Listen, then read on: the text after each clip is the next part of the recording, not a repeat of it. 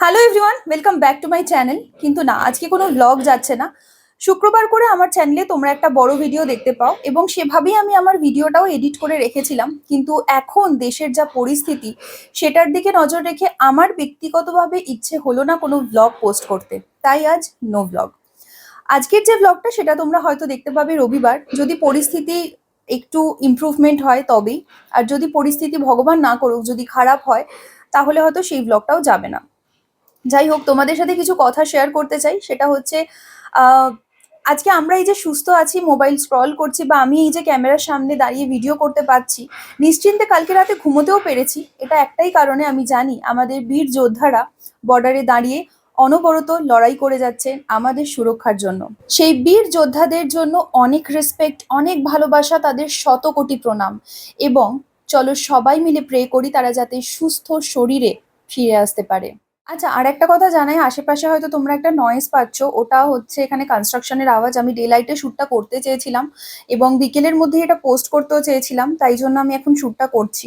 করে আমাকে চটপট এডিট করে এটা পোস্ট করতে হবে, আর এই আওয়াজটার জন্য I am really very sorry. তো হ্যাঁ, এবার যেটা বলছি, এই যুদ্ধকালীন পরিস্থিতিতে আমরা কি করতে পারি? এটুকুই করতে পারি, প্রার্থনা করতে পারি আমাদের বীর যোদ্ধাদের জন্য, আর সচেতন থাকতে পারি। তোমরা দেখছো হয়তো হোয়াটসঅ্যাপে তোমাদের মেসেজে এবং বিভিন্ন নিউজ ফিডেও এটা পপ আপ হচ্ছে যে যে কোনো খবর এলেই সেটাকে শেয়ার করার আগে একটু যাচাই করে নিও তার সত্যতা।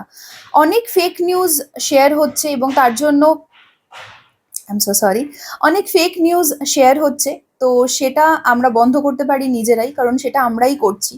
তো একটু ভালো করে বুঝে দেখে সত্যতা যাচাই করে কোনো কিছু শেয়ার করো।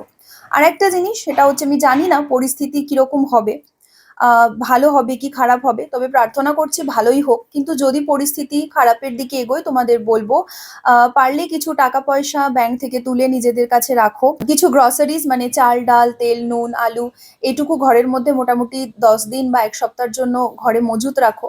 আমি আমি এগুলো কেন বলছি আমি জানি না, আমি আশা করছি যে এরকম পরিস্থিতি না হোক, কিন্তু as you all know, precaution is always better than cure.